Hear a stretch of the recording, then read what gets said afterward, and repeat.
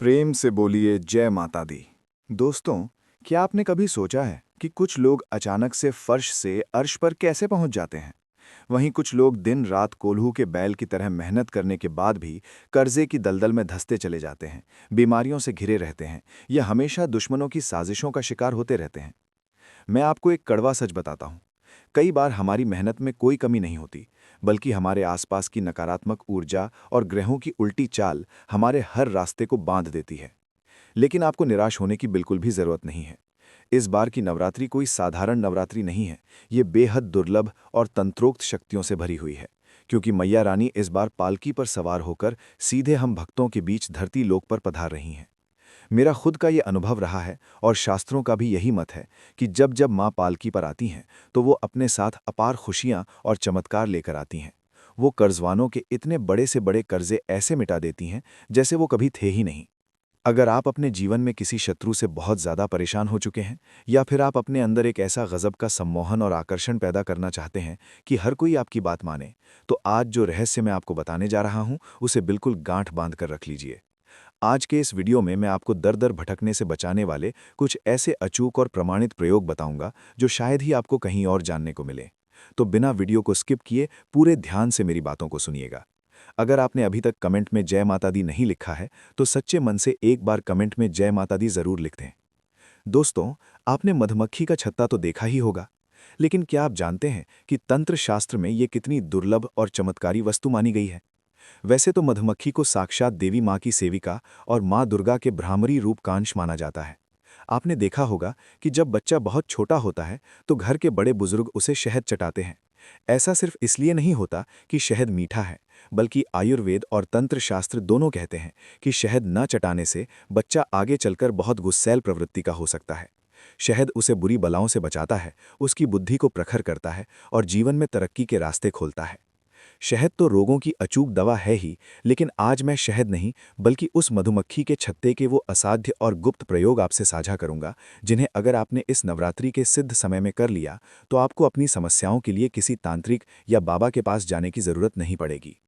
दुनिया में प्रकृति की बनाई हर चीज अपने आप में एक खास ऊर्जा समेटे हुए है। मधुमक्खी का छत्ता भी कोई आम घर नहीं है। इसे हजारों मधुमक्खियां मिलकर असीम मेहनत और एक खास पैटर्न में बनाती हैं। तांत्रिक नजरिए से देखें तो मधुमक्खी अपना छत्ता अक्सर उन्हीं जगहों पर बनाती है जहां कोई विशेष अदृश्य शक्तियां या ऊर्जा विराजमान होती है, चाहे वो कोई बहुत पुराना पेड़ हो या कोई सूना पड़ा घर। कई बार तो जिन घरों में नकारात्मक शक्तियों या भूत प्रेत का वास होता है, वहां भी ये अपने आप छत्ता बना लेती हैं। ऐसा माना जाता है कि वो उस नकारात्मकता को सोखने या वहां एक ऊर्जा का केंद्र बनाने आती हैं।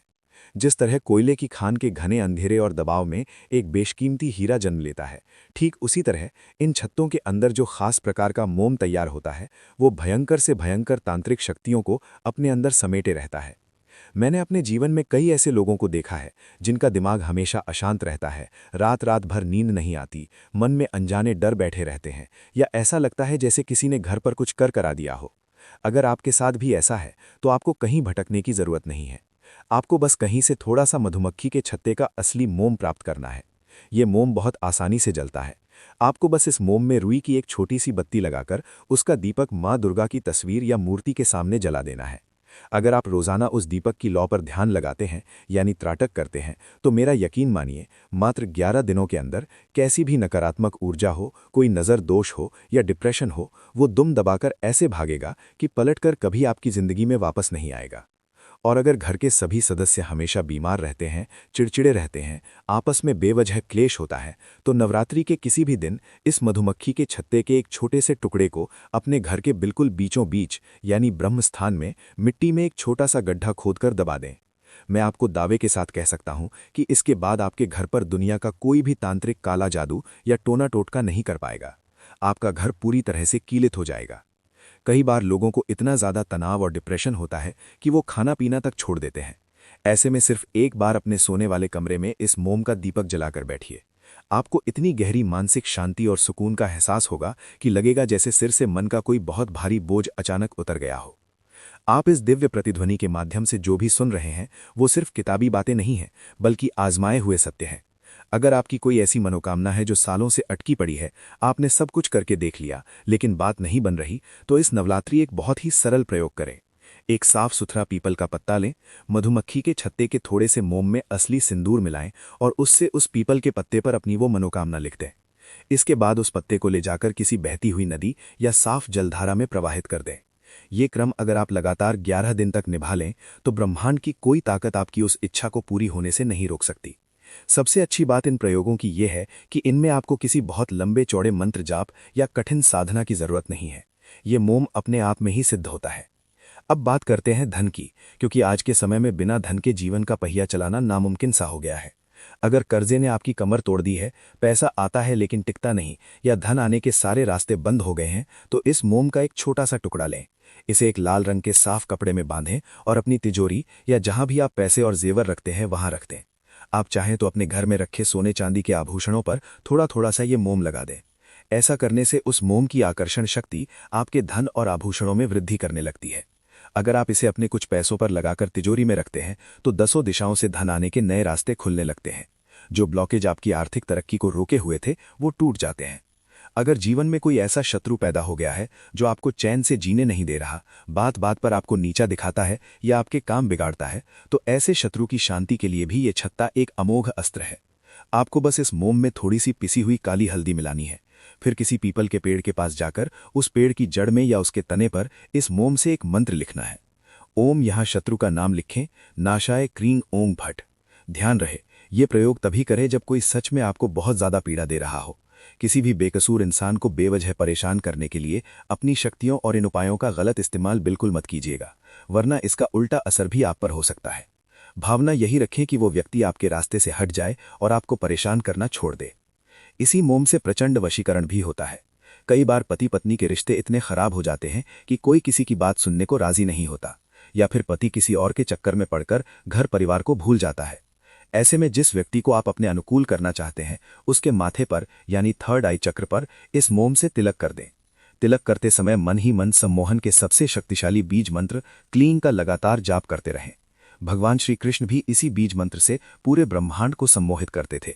नवरात्रि के पावन दिनों में किया गया ये उपाय इतना सटीक बैठता है कि सामने वाला इंसान आपके अलावा किसी और की तरफ आंख उठाकर भी नहीं देखता।